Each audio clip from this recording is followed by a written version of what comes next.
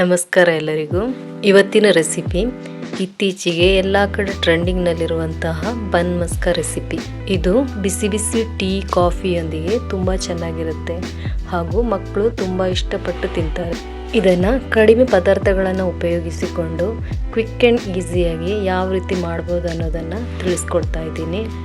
ಇದರೊಂದಿಗೆ ಮಿಲ್ಕ್ ಮೇಡನ್ನು ಕೂಡ ಯಾವ ರೀತಿ ಕ್ರೀಮಿಯಾಗಿ ಮನೆಯಲ್ಲೇ ರೆಡಿ ಮಾಡಿಕೊಳ್ಬೋದು ಅನ್ನೋದನ್ನು ತಿಳಿಸ್ಕೊಡ್ತಾ ಇದ್ದೀನಿ. ಹಾಗಾದರೆ ಸ್ಟಾರ್ಟ್ ಮಾಡೋಣ. ಮೊದಲಿಗೆ ಮಿಲ್ಕ್ ಮೇಡ್ ಮಾಡ್ಕೊಳ್ಳೋಣ. ಒಂದು ಮಿಕ್ಸಿ ಜಾರಿಗೆ 2 ಪ್ಯಾಕ್ ಮಿಲ್ಕ್ ಪೌಡ್ರ್ ಹಾಕ್ಕೊಳ್ಳಿ, ಅಂದರೆ ಒಂದು 20 ಗ್ರಾಮಷ್ಟು ಹಾಕ್ಕೊಳ್ಳಿ.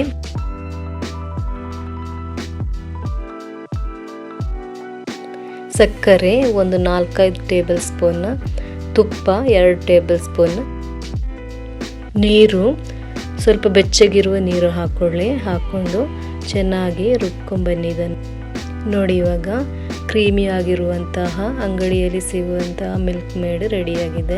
ಇದನ್ನು ಸೈಡ್ಗೆ ಇಟ್ಕೊಳ್ಳೋಣ. ಬನ್ ಮಸ್ಕ ರೆಸಿಪಿಗೆ ಬೇಕಾದಂತಹ ಕ್ರೀಮನ್ನು ರೆಡಿ ಮಾಡಿಕೊಳ್ಳೋಣ. ಒಂದು ಬೌಲಿಗೆ 100 ಗ್ರಾಮಷ್ಟು ಬಟರ್ ತಗೊಳ್ಳುವಾಗ ನಾವು ರೂಮ್ ಟೆಂಪ್ರೇಚರಲ್ಲಿ ಇರುವುದನ್ನೇ ತಗೋಬೇಕು. 4-5 ಟೇಬಲ್ ಸ್ಪೂನ್ ಮಿಲ್ಕ್ ಮೇಡ್, ಅಥವಾ ನಿಮಗೆ ಹೆಚ್ಚು ಸ್ವೀಟ್ ಬೇಕು ಅಂದರೆ ಇನ್ನೂ ಸ್ವಲ್ಪ ಜಾಸ್ತಿನೇ ಹಾಕ್ಕೊಳ್ಬೋದು. ಇದನ್ನು ಚೆನ್ನಾಗಿ ಬೀಟ್ ಮಾಡ್ಕೊಳ್ಳಿ. ಕ್ರೀಮಿ ಟೆಕ್ಸ್ಚರ್ ಬರೋವರೆಗೆ ಚೆನ್ನಾಗಿ ಬೀಟ್ ಮಾಡ್ಕೊಳ್ಬೇಕು. ನೋಡಿ, ಈ ರೀತಿ ಕ್ರೀಮಿ ಆಗಿರಬೇಕು. ಬನ್ ತಗೊಳ್ಳೋಣ. ಬನ್ ತಗೊಳ್ಳುವಾಗ ಫ್ರೆಶ್ ಆಗಿರೋದನ್ನೇ ತಗೊಳ್ಳಿ. ಫ್ರೆಶ್ ಆಗಿದ್ದರೆ ತುಂಬ ಸಾಫ್ಟ್ ಆಗಿರುತ್ತೆ ಹಾಗೂ ರುಚಿನೂ ಚೆನ್ನಾಗಿರುತ್ತೆ. ಬನ್ನನ್ನು ಸ್ವಲ್ಪ ಬಿಸಿ ಮಾಡ್ಕೊಳ್ಳೋಣ. ತಾವಾಗೆ ಸ್ವಲ್ಪ ಬಟರ್ ಹಾಕ್ಬಿಟ್ಟು ಮೀಡಿಯಮ್ ಫ್ಲೇಮ್ನಲ್ಲಿ ಇಟ್ಕೊಂಡು ಸ್ವಲ್ಪ ಬಿಸಿ ಮಾಡಿ ತೆಗೆಯೋಣ. ಈ ರೀತಿ ಬಿಸಿ ಮಾಡಿಕೊಳ್ಳೋದ್ರಿಂದ ಟೇಸ್ಟ್ ತುಂಬ ಚೆನ್ನಾಗಿ ಬರುತ್ತೆ. ನಿಮ್ಮಲ್ಲಿ ಟೈಮ್ ಇಲ್ಲ ಅಂದರೆ ಬಿಸಿ ಮಾಡ್ಕೊಳ್ಳೋದೆ ಹಾಗೇನೆ ಕ್ರೀಮ್ ಹಾಕ್ಕೊಂಡು ಕೂಡ ತಿನ್ಬೋದು. ನೋಡಿ, ಇವಾಗ ಇದು ರೆಡಿಯಾಗಿದೆ.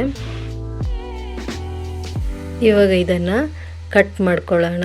ನಾನು ವಿಡಿಯೋದಲ್ಲಿ ತೋರಿಸ್ತಾ ಇದ್ದೀನಲ್ಲ, ಅದೇ ರೀತಿ ಮಿಡ್ಲಿಂದ ಕಟ್ ಮಾಡ್ಕೊಳ್ಳಿ.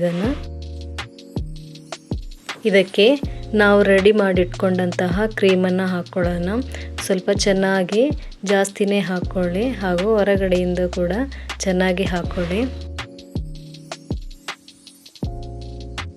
ಈ ರೀತಿ ಜಾಸ್ತಿಯಾಗಿ ಕ್ರೀಮ್ ಹಾಕೋದ್ರಿಂದ ತುಂಬ ಟೇಸ್ಟಿಯಾಗಿರುತ್ತೆ ಹಾಗೂ ಕ್ರೀಮಿಯಾಗಿರುತ್ತೆ ಹಾಗೂ ನಾವು ಹೊರಗಡೆ ಎಲ್ಲ ಹೋಗಿ ತಿಂತೀವಲ್ಲ, ಅದೇ ಟೇಸ್ಟ್ ಕೊಡುತ್ತೆ.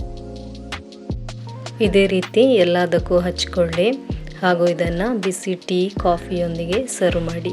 ನೋಡಿದ್ರಲ್ಲ ಎಷ್ಟು ಈಸಿಯಾಗಿ ಮಾಡ್ಕೋಬಹುದು ಅನ್ನೋದನ್ನು ನೀವು ಒಮ್ಮೆ ಟ್ರೈ ಮಾಡಿ ನೋಡಿ. ಇದನ್ನು ಈ ವಿಡಿಯೋ ಇಷ್ಟವಾದಲ್ಲಿ ಲೈಕ್, ಶೇರ್, ಕಮೆಂಟ್ ಹಾಗೂ ಸಬ್ಸ್ಕ್ರೈಬ್ ಮಾಡೋದನ್ನು ಮರಿಬೇಡಿ. ಹಾಗಾದರೆ ಮುಂದಿನ ವಿಡಿಯೋದಲ್ಲಿ ಸಿಗೋಣ. ಅಲ್ಲಿವರೆಗೆ ಬಾಯ್.